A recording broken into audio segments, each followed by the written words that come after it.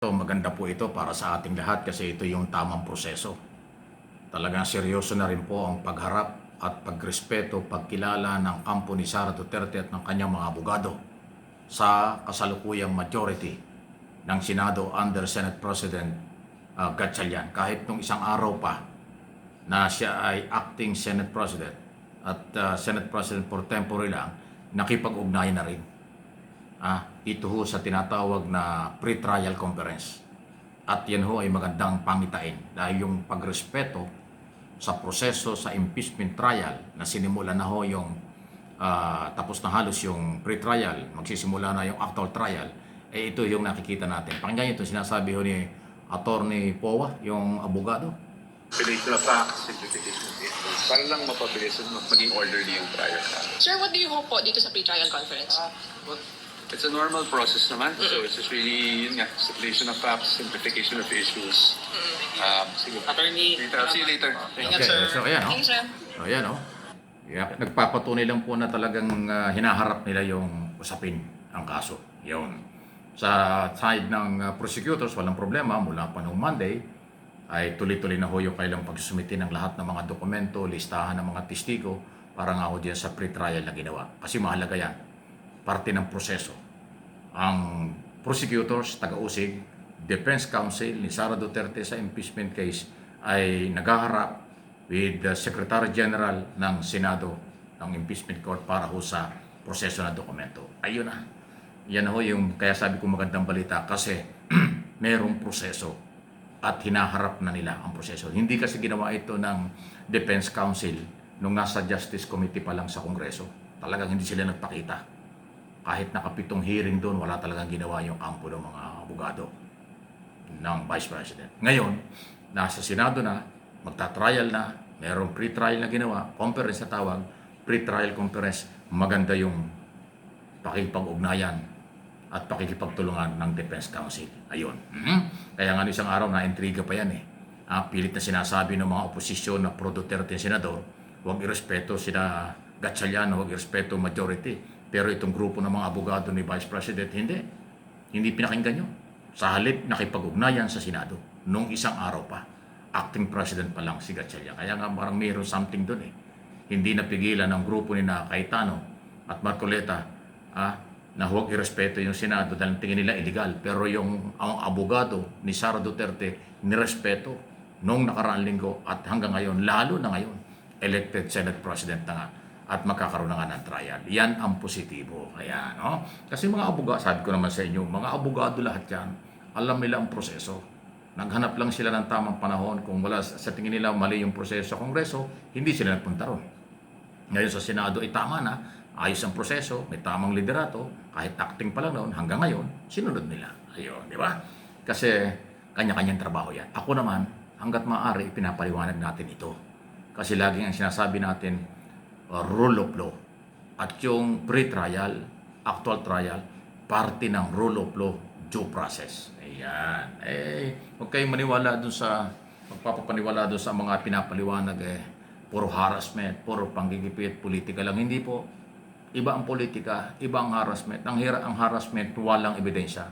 Ang politiko, press release lang o kung ano-ano lang ang mga pinagsasabi. Pero pagka ganito na, dokumento, testigo, lawyer, prosecutors versus defense counsel, yan po yung due process. Okay?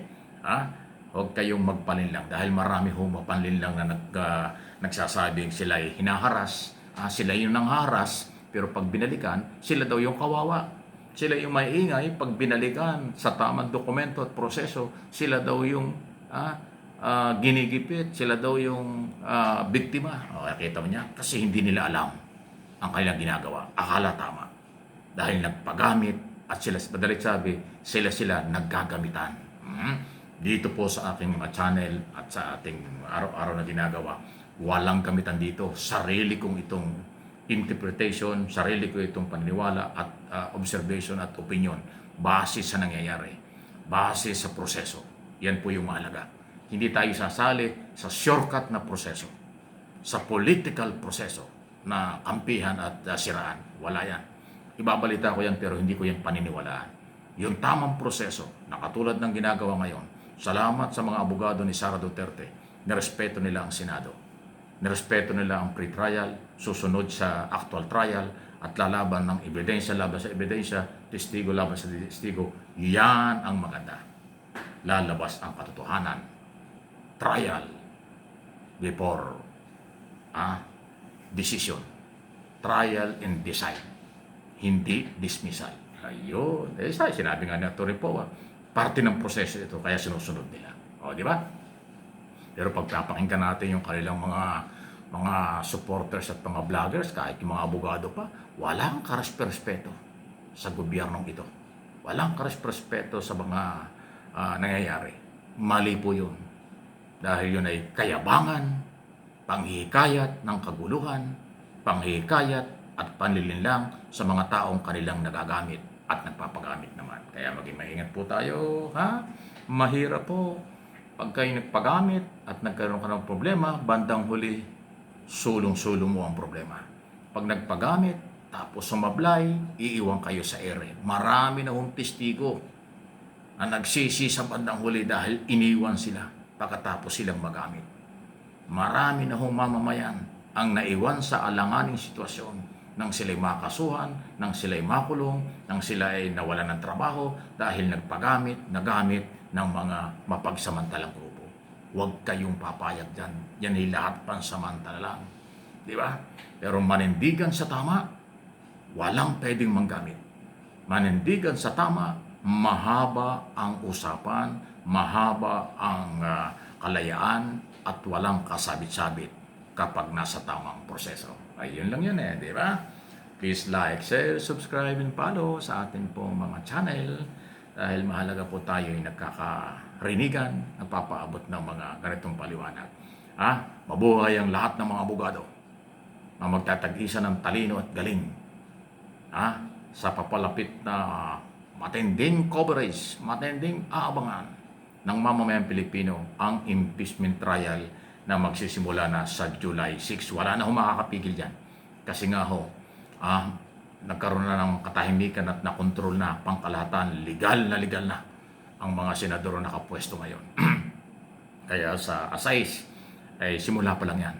Hindi natin alam kung tatagal ng 2 buwan, 3 buwan, o kung ilang buwan.